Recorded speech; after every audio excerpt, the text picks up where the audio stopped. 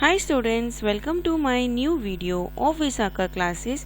मैं विशाखा मेस और आज आपके लिए लेके आई हूँ अकाउंट करेंट लेसन। और इससे पहले मैंने units 1, unit 2, unit 3 and unit 4 complete करा दिए हैं और ये हमारा मॉड्यूल 1 का लास्ट लेसन है अकाउंट का। वीडियो आगे बढ़ने से पहले अगर आप अब मेरे चैनल पे फर्स्ट टाइम आए हो तो प्लीज़ मेरे चैनल को सब्सक्राइब ज़रूर कर लेना। वीडियो एंड तक ज़रूर देखना। अगर वीडियो अच्छा लगे तो प्लीज़ वीडियो को लाइक ज़रूर कर देना। जितने भी आपके फ्रेंड्स हैं जो सीए कर रहे हो, एमकॉम के स्टूडेंट्स हो, बीकॉम के स्टूडेंट्स हो या 11-12 के स्टूडेंट्स हो, उन्हें भी ये ज़रूर शेयर कर देना क्योंकि उनके लिए भी ये काम की चीज़ है। तो स्टार्ट करते हैं आज का हमारा lecture account and current. Account current का मतलब क्या होता है? एक रनिंग स्टेटमेंट होता है जो ट्रांजैक्शन होता है बिटवीन दो पार्टीज के बीच में period of time to time, जिसमें हम उसमें इंटरेस्ट अलाउड करते हैं या और कोई चार्जेस होते हैं वो सभी हम यहाँ पे अलाउड करते रहते हैं। अब इसमें जो पार्टीज होती हैं उसको प्रिपेयर करने के लिए हमें यहाँ पे दो पार्टी चाहिए रहती हैं। जैसे अगर मैन्युफैक्चर हो गया जो गुड सेल कर रहा है फ्रीक्वेंसी टू द दूसरे पार्टी को, तो उसमें वो क्रेडिट बेसिस पे या जो भी इंटरेस्ट चार्जेस हो गए या आउटस्टैंडिंग रिमेनिंग कुछ हो जाएगा तो उसके ऊपर वो कुछ चार्जेस लग जाते हैं। सेकेंडली आता है द कंसाइनी ऑफ गुड्स। जो कंसाइनी ऑफ गुड्स होता है वो भी प्रिपेयर करता है अकाउंट करेंट, जिसमें हम वहाँ पे कंसाइनमेंट का और इंटरेस्ट का जो भी चार्जेबल होता है, आउटसाइड बैलेंस जो होता है वो सभी वहाँ पे हम रिकॉर्ड करते हैं। अकाउंट करेंट ऑल्सो फ्रीक्वेंसी किसके बीच में होता है? Place between the banker and his customer के बीच में भी यहाँ पे हम बनाते हैं अकाउंट करेंट। और अकाउंट करेंट वापस दो जन के बीच में, दो या उससे ज़्यादा के लोगों के बीच में बनता है जब जॉइंट वेंचर या को वेंचर्स के बीच में, जहाँ पे इंटरेस्ट ऑन इन्वेस्टमेंट्स ये सभी के चार्जेस वहाँ पे लगते हैं। उसके अगर तीन तरीके हैं बनाने के लिए। अगर आप इंटरेस्ट टेबल के साथ बना सकते हो या प्रोडक्ट के साथ या by mean of the product of balance के साथ। फर्स्ट जो हमारा है preparing of accounting current with the help of interest table के लिए, तो एक जो कॉलम होता है इंडिकेट करता है नंबर ऑफ डेज कितने हैं, जो भी ट्रांजेक्शन्स रिकॉर्डिंग हो रहे हैं वो सब उसमें रिकॉर्ड होते हैं। और जो दूसरा कॉलम होता है जहाँ पे हम उसके इंटरेस्टेड चार्ज करते हैं। जैसे यहाँ पे एक क्वेश्चन दिया है, यहाँ पे कुछ डेट्स दी गई हैं, क्या क्या कुछ सोल्ड हो रहा है, पेड हो रहा है, परचेस हो रहा है, वो सब दिया है। फिर यहाँ पे हमें अमाउंट दी गई है और यहाँ पे ड्यू डेट्स भी हमें यहाँ पे प्रोवाइड की गई हैं। प्लस यहाँ पे बोला है कि prepare on the first web calculate the interest at the rate of 6% per annum 1 year is equal to 365 days, हमें यहाँ पे पहले से बोल दिए हैं। अब इसका बनाने का आप ये फॉर्मेट देख लीजिए, अच्छे से समझ लीजिए कैसे करना है। इसको मैं डेबिट और क्रेडिट में डिवाइड कर देती हूँ जिससे आपको आसानी से समझ आएगा। ये जहाँ पे मैं पॉइंट लगा रही हूँ ना, इसके पहले वाला ये साइड डेबिट हो गया और ये साइड वाला क्रेडिट हो जाएगा। हमें यहाँ पे date, particular, due date, amount, days कितने हो रहे वो काउंट करना है और फिर उसके ऊपर हमें इंटरेस्ट चार्जेस जो रहेंगे वो काउंट यहाँ पे करना है। सेम यहाँ पे date, particular, due date, amount, days and interest. ठीक है, अब आ जाते हैं हम यहाँ पे गुड सोल्ड टू सैम। तो गुड सोल्ड हुए हैं सैम तो टू सेल्स अकाउंट आ जाएगा, डेट लिख देंगे और अमाउंट लिख देंगे 200 रुपीज़ और उन्हें ड्यू डेट बता दिया 1 अक्टूबर, तो वो भी हम यहाँ पे लिख देंगे 1 अक्टूबर। इंटरेस्ट बाद में चार्ज करेंगे और डेज हम बाद में देखेंगे, पहले ये बाकी सब एंट्री 4 कॉलम की हमें डाल देनी है। फिर आता है कैश रिसीव फ्रॉम सम, मतलब जो भी पैसा आपको रिसीव हो रहा है, जिसके मतलब पैसा रिसीव, कैश रिसीव ये सब आएगा वो हम लिखेंगे ये साइड में। परचेस होगा तो भी ये साइड लिखेंगे। सेल या पैसा दे रहे हैं तो हम ये साइड लिखेंगे डेबिट साइड में। तो कैश अकाउंट आ जाएगा 90 रुपीज़ और इसमें हम यहाँ पे अमाउंट सभी ड्यू डेट हमें क्या लिखना है, कुछ नहीं दिया रहेगा तो वही हम पहले वाला ड्यू डेट ही यहाँ पे हम फॉलो आउट करेंगे। Good purchase from Sam, 500 amount का गुड्स परचेज किया ड्यू ऑन अक्टूबर 21 को बाय परचेस अकाउंट 1 दिसंबर। पे टू सम, हम पैसा दे रहे हैं, जब पैसा दे रहे हैं तो पैसे की देने के बाद आएगी, तो जब भी हम पैसा देंगे तो ये साइड, जब पैसा लेंगे तो हम ये साइड, ठीक है। फिर आता है वापस पेडेड है, तो पेडेड वापस ये साइड ही आ जाएगा 330 rupees. Goods purchase from Sam 500 rupees by purchase account 500 rupees. Goods purchase from Sam 200 rupees by purchase account 200 rupees. ये यहाँ पे हो गया हमारा इधर। फिर क्या है, पेडेड टू शाम 600 रुपीज 2020 में, paided to cash account debit 600 rupees. Good sold to Sam 20, sales account 20 यहाँ पे आ जाएगा। यहाँ पे इतना आपको क्लियर हो गया है। अब आगे हमें क्या काम है कि हमें ये वर्किंग डेज काउंट करना है और उसके हिसाब से फिर हम इंटरेस्ट चार्ज करेंगे। अब कैलकुलेटिंग डेट्स के लिए मैं आपको भी मेन पेज पे लेके जा रही हूँ, जिससे आपको अच्छे से समझेगा। लेकिन हम पहले यहाँ पे डेट्स देख लेते हैं क्या क्या है। देखो, सितंबर, अक्टूबर, अक्टूबर, नवंबर, दिसंबर, दिसंबर, दिसंबर, जनवरी, जनवरी, इतनी सारी डेट्स है। तो वही डेट्स हम यहाँ पे आएंगे।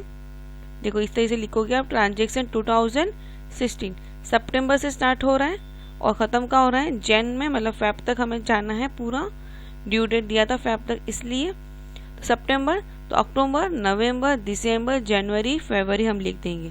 यहाँ पे जो भी महीना रहेगा उसके बाद वाला जो महीना आएगा वो, और ड्यू डेट जब खत्म हो रहा है वो वाला महीना हम यहाँ पे लिख देते हैं।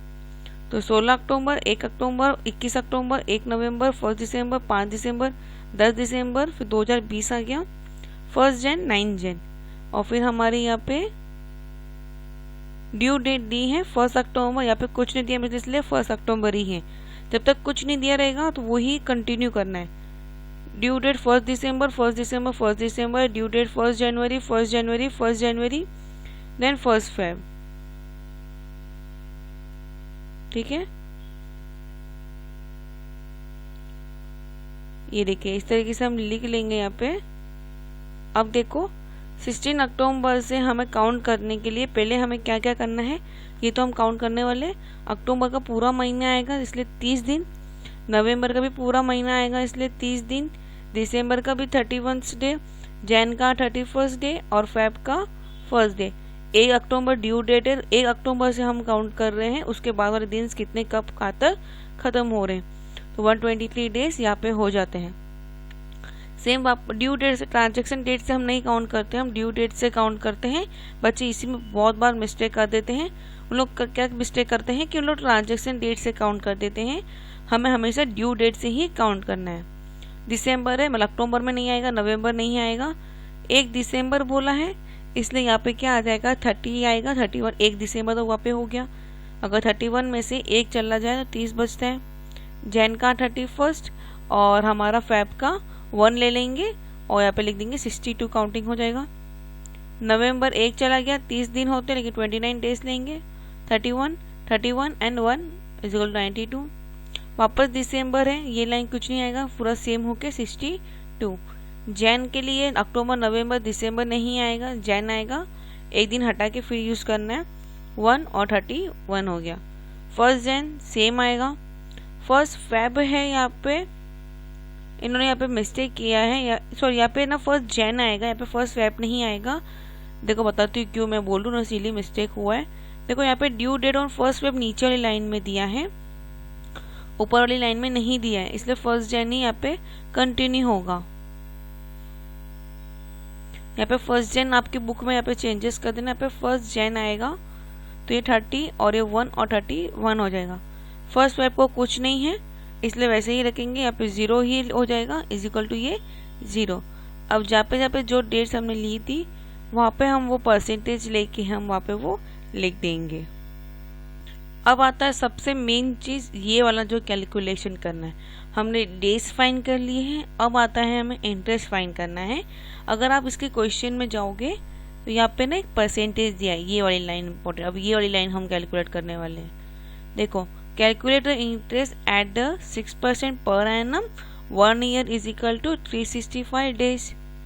अब मैं जैसे सब बोलती रहूँगी ना वैसे आप कैलकुलेट पे करोगे। मैं भी अपना कैलकुलेटर ले लेती हूँ। यहाँ पे सबसे पहले अमाउंट डालेंगे, ये जो अमाउंट है फर्स्ट कर रहे हैं हम सितंबर 16 का अमाउंट है 200 रुपीज़, 200 रुपीज़ मल्टीप्लाई बाय कितने डेज है 123, 123, ठीक है। कितना इंटरेस्ट बोला है 6%, अभी 6 लिख रही हूँ, ठीक है। ये सब अमाउंट हमारी आ गई है। अब इसे हम क्या करना है, डिवाइडिंग कर देना है। तो डिवाइडिंग करेंगे, नंबर ऑफ ईयर्स का जो डेट बोले कितना है 365 इक्वल कर देंगे वापस डिवाइडेड बाय 100, 4.04, 4.04। देखो बताती हूँ मैंने क्या किया है, मैं यहाँ पे लिख के दिखाती हूँ। Amount multiply by numbers of days, ठीक है। फिर इनटू मल्टीप्लाई का साइन डाल देंगे, परसेंटेज इंटरेस्ट का लिख देंगे INT, इंटरेस्ट लिख देंगे, ठीक है।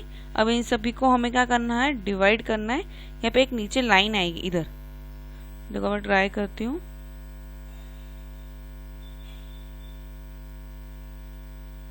ठीक है।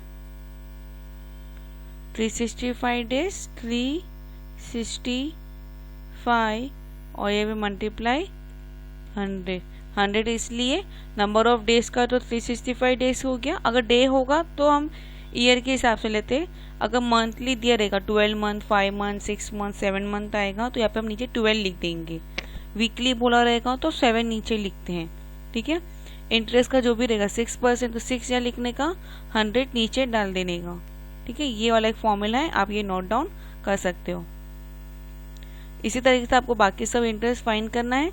इंटरेस्ट का हम टोटलिंग कर देंगे, टोटल करके बैलेंसिंग हम इंटरेस्ट यहाँ पे नीचे नोट डाउन आपको कर देना है। इतना ही है, इसके सिवा और कुछ नहीं करना है आपको। फिर आता है method of preparing a account current by the mean of product and product method. तो वही क्वेश्चन है, उसी क्वेश्चन के हिसाब से हम चल रहे हैं, जिसमें सिर्फ इतना ही फर्क है। यहाँ पे अमाउंट आएगा, डेज आएगा और ये हमें फाइंड करना है प्रोडक्ट। देखिए हमने जैसे उसमें dates, particular due dates, amount find किया था, डेज फाइंड किया था, यहाँ पे इंटरेस्ट लिखा था। अब यहाँ पे लिखेंगे हम प्रोडक्ट, और इसमें कुछ नहीं है, ज़्यादा कोई मेहनत नहीं है, आप बहुत इजीली ये वाला। तो और भी क्या करना है, बस कैलकुलेशन लेना है, अमाउंट डालना है, मल्टीप्लाई का साइन डालना है, और डेज कितना है फर्स्ट वाले का 123 और एंटर दबा देंगे। कितना है 24,600। ऐसे ही बाकी सब का भी आपको कैलकुलेशन करना है और इस तरीके से आपको यहाँ पे मिल जाएगा। ये जो इंटरेस्ट है, इंटरेस्ट कैसे फाइंड करोगे, इन सभी का जो टोटलिंग बैलेंस मिलेगा ना, उस पर डायरेक्ट 6% डिवाइडेड बाय 365 डेज, ठीक है। फिर आता है method of computing number of days का मेथड यहाँ पे यूज करेंगे, जिसमें यहाँ पे कुछ डेट्स दिए हैं, क्या क्या हुआ है वो, और अमाउंट दी हुई है। सेम यहाँ पे dates, particular, due dates, amount, days, product find करना है आपको उसी तरीके से। अब यहाँ पे ये देखिए हमारा ये जो अमाउंट है 1 लाख लिए हमें यहाँ पे मिला था, इंटू 18%, क्योंकि यहाँ पे 18% बोला गया है। ये देखिए 18% अपॉन 100 और 1 डेज जो वो दिया रहेगा उसके हिसाब से अपॉन 365 डेज डिवाइड करके हमें यहाँ पे मिल जाएगा इंटरेस्ट। इसके सिवा और कुछ नहीं करना है, सभी मेथड इसी तरीके से हमें यहाँ पे यूज करना है। ये देखिए ये भी इसी तरीके से करना है, कोई अलग चीज़ नहीं है। देखो बैलेंस लिखा है, सेल्स का लिखा है, ड्यू डेट्स लिखे हैं, इंटरेस्ट अभी मैंने आपको बताया था कैसे यूज सॉल्व करना है उसको। फिर सेम यहाँ पे दिया है, और प्रोडक्ट ऑफ 200 इंटू 184 किया है, बैलेंसिंग जो बची है उसके हिसाब से अमाउंट आएगा, बाय बैलेंस कैरी डाउन नीचे लिख दिए हैं, और यहाँ पे सम कंप्लीट हो जाता है। बस इसी तरीके से आपको करना है। ये वाला अमाउंट कैसे आया वो आपको, ये वाला मेथड आपको पहले खुद से करना होगा। इसको कंबाइन करके उन्होंने फिर यहाँ पे किया है, ठीक है। तो इसी तरीके से हमें यहाँ पे बाकी सभी सम्स करना है। एग्जाम्स में आपको अलग अलग मेथड यूज करने के लिए बोले बोले जा सकते हैं आपको। तो बस आपको उसके हिसाब से चलना है। सबसे ज़्यादा अगर इंटरेस्ट वाला आया या नॉर्मल प्रोडक्ट वाला आया तो वो बहुत ईजी है। जो प्रोडक्ट मेथड मैंने आपको बताया ना, अमाउंट और जो डेट्स होती हैं दोनों को मल्टीप्लाई कर दो तो प्रोडक्ट मिल जाता है। फिर एक इंटरेस्ट वाला भी मैंने बताया कैसे इंटरेस्ट हम फाइंड करते हैं। और ये कैलकुलेशन ऑफ डेज बहुत इंपॉर्टेंट है, इसको आप समझ जाना अच्छे से। देखो खाली ध्यान रखना ड्यू डेट से करना है, ये चीज़ आपके लिए बहुत इंपॉर्टेंट है। अब एक नया मेथड सिखा रही हूँ जिसका नाम है the product of balance in the cash of bank है। ठीक है, यहाँ पे 15 जनवरी का दिया है, 12 मार्च, 10 मार्च, विड्रॉ दिया है 15 फेब, 10 अप्रैल एंड 15 जून। देखो हम यहाँ पे आते हैं, डेट्स लिख देंगे। डेट्स हमें लाइन वाइज लिखना है, पहले जो आएगा उसके हिसाब से हमें यहाँ पे लिखना है। और यहाँ पे कुछ और दिया ही नहीं है, बस इतना ही इम्पोर्टेंट है। एक लाइन यहाँ पे दी है, ऑन द 2 जनवरी 2020 को 30,000 था, तो जैन पहले आएगा, जैन के बाद 15 जैन आएगा, 15 जैन के बाद 15 फेब आएगा, 15 फेब के बाद 12 मार्च, मार्च के बाद अप्रैल, अप्रैल देन मई एंड देन जून। ये लाइन आपको अच्छे से जमा देना है, इसके हिसाब से ही करना है। तो जो बाय कैश अकाउंट लिखेंगे स्टार्टिंग में फॉर्मेट है आपको यहाँ पे पर्टिकुलर डेबिट क्रेडिट, डेबिट और क्रेडिट ये लिखना है। बैलेंस लिखेंगे, डेट्स लिखेंगे कितने डेज यहाँ पे काउंटिंग हो रहा है, डेटर प्रोडक्ट्स लिख देना है और डेटर्स क्रेडिटर लिखेंगे। पहले हम यहाँ तक कंप्लीट करेंगे, मतलब ये बैलेंस फॉर्मेट तक, उसके बाद फिर हम आगे वाली लाइन हम बाद में देखेंगे। ठीक है, अब देखो सबसे पहले ओपनिंग बैलेंस है, बाय कैश बैलेंस 30,000 क्रेडिट में जाता है बैंक के लिमिट में। हम जो भी डिपॉजिट करेंगे, जो भी हम डिपॉजिट करेंगे बैंक में क्रेडिट होता है, जो भी हम विड्रॉ करेंगे वो बैंक के में डेबिट होता है। तो कैश अकाउंट आ गया 30,000, फिर फेब को वापस विड्रॉडेड हो रहा है 15 फेब को 12,000 डेबिट हो गया, डिपॉजिट हुआ है, क्रेडिट लिख देंगे। यहाँ पे भी हम अमाउंट ये अभी यहाँ तक ही कर रहे हैं। फिर आता है फेब को क्या किया उन्होंने, सेल्फ डिपॉजिट किया है 26,000, 12 मार्च को 8,000, 12 मार्च को 8,000, फिर 10 अप्रैल को 30,000, 10 अप्रैल को 30,000, 10 मई को 16, 10 मई को 16, उसके बाद वापस फेब को 14,000। और ये वाला चीज़ हम बाद में करेंगे, यहाँ तक ही कर रहे हैं, एक बार जून तक कंप्लीट कर रहे हैं। देखो जैसा बताती हूँ ना वैसा ऐसा करो तो इजीली आपके लिए हो जाता है। ये हो जाने के बाद अब हमें देखना है कि हमारा डेबिट साइड जाता है क्रेडिट साइड जाता है, उसके हिसाब से। तो यहाँ पे फर्स्ट लाइन में क्रेडिट ज़्यादा है, CR लिखा, वही अमाउंट हम यहाँ लिख देंगे। जब भी पैसा अकाउंट में आता है तो हम क्या करते हैं, ऐड हो जाएगा। एडअप किया कितना आया 42,000, 42,000 में 26,000 चला गया, लेकिन है तो अभी प्लस में ही क्रेडिट, इसलिए 16,000 हो गया। फिर वापस 8,000 जॉइंट हो गया, 24,000 हो गया। अमाउंट ज़्यादा विड्रॉ हुआ है, अमाउंट ज़्यादा विड्रॉ मतलब नेगेटिव में चला जाएगा बैलेंस, इसलिए डेबिट लिखेंगे और 600 रुपये। अब 16,000 ऐड हो गए, 600 तो थे, 600 नेगेटिव में थे, माइनस 6,000 थे, प्लस 16,000 तो कितना हो जाएगा 10,000। सेम यहाँ पे अभी 10,000 में से 14,000 चले गए, वापस नेगेटिव अमाउंट चला गया 4,000। तो यहाँ पे इतना हमने कर लिया। अब हमें डेज काउंट करने हैं। डेज काउंट करने के लिए मैं आपको अच्छा तरीका दिखाती हूँ कैसे काउंट करना है। ये देखिए, Jan 2 से काउंट करो Jan 15 तक कितने डेज होते हैं। तो Jan 2 से Jan 15 काउंट करने में कितना आया, 13 डेज आएंगे। Jan 15 से Feb 15 31 का डे महीना हो जाएगा 31। Feb 15 to March 12 25 days. ऐसे काउंट करते करते आपको यहाँ पे ख़त्म कर दोगे। अब यहाँ पे जो भी अमाउंट है, जैसे ये 13,000 इंटू 13 करोगे, क्रेडिट में है इसलिए क्रेडिट प्रोडक्ट लिखोगे। ये जो डेबिट में है मल्टीप्लाई करके डेबिट में लिखना है, मतलब बैलेंस और डेज को मल्टीप्लाई करोगे, यहाँ पे क्रेडिट होगा तो क्रेडिट में लिखोगे, जिससे यहाँ पे डेबिट है तो डेबिट में लिखोगे। ये लिख के यहाँ पे तुम्हारे पास एक प्रोडक्ट लिए अमाउंट यहाँ पे आ जाएगा। इस साइड का हम यहाँ पे प्लस करके ये साइड लिख देंगे, इस साइड का प्लस करके हम अमाउंट यहाँ पे लिख देंगे। अब आता है कि ये वाला जो 140 रुपीज़ ये सब कैलकुलेट कैसे किए हैं। तो हमारा ये वाला जो अमाउंट है एट 2% फॉर 1 डे के हिसाब से चार्ज करेंगे, और इस पे भी वापस 5% फॉर द 1 डे के हिसाब से हमें चार्ज करना है। दोनों को एडअप करना है, माइनस कर देंगे तो एक अमाउंट हमें मिल जाएगा। तो यहाँ पे नेट इंटरेस्ट कितना आ गया 139.61। ठीक है, तो उसको यहाँ पे कैरी डाउन को डबलिंग करने के लिए 140 रुपीज़ हम यहाँ पे करते हैं। अब आप पूछोगे कि 2% 5% कैसे आया है। तो ये 2% 5% देखो, इंटरेस्ट इज कैलकुलेट 5% और डेबिट बैलेंस, जो भी डेबिट बैलेंस आएगा उस पर 5% और क्रेडिट बैलेंस आएगा उसके ऊपर 2% हमें चार्ज करना है। ये देखो, इस पे हमने चार्ज किया 5%, इस पे हम चार्ज करेंगे 2%। हमेशा एक दिन के लिए ही चार्ज करते हैं। तो ये कैसे कैलकुलेट करते हैं देखो बताती हूँ मैं आपको। 314800000 बराबर मल्टीप्लाई बाय 2 मल्टीप्लाई बाय 1 इतना आ गया। फिर आएगा डिवाइडेड बाय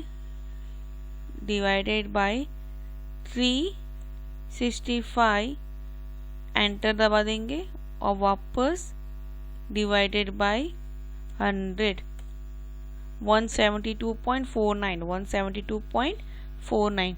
ये जो मैंने अभी थोड़ी देर पहले ये वाला जो फॉर्मूला दिखा है ना, ये वाला फॉर्मूला, बस ये वाला फॉर्मूला ही हमें यहाँ पे यूज़ करना है।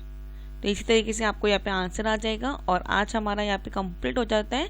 सेम यहाँ पे समरी दिया है, समरी आप अच्छे से एक बार पढ़ लो, फिर खुद का एक बार टेस्ट ले लो पढ़ के अच्छे से, और यहाँ पे तुम्हारा क्लियर हो जाएगा। मॉड्यूल 1 पूरा पोर्शन मैंने अच्छे से एक्सप्लेन करा दिया है, और अकाउंट का मॉड्यूल 1 हमारा यहाँ पे कंप्लीट हो जाता है।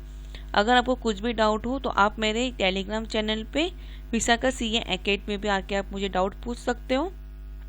प्लस यूट्यूब के कमेंट बॉक्स हमेशा 24/7 ओपन है, वहाँ पे भी आप मुझे आके पूछ सकते हो। तो बस आज के लिए इतना ही। Thank you for watching it's, bye, take care and all the best. मैं और भी वीडियोस लेके आऊँगी। बाय।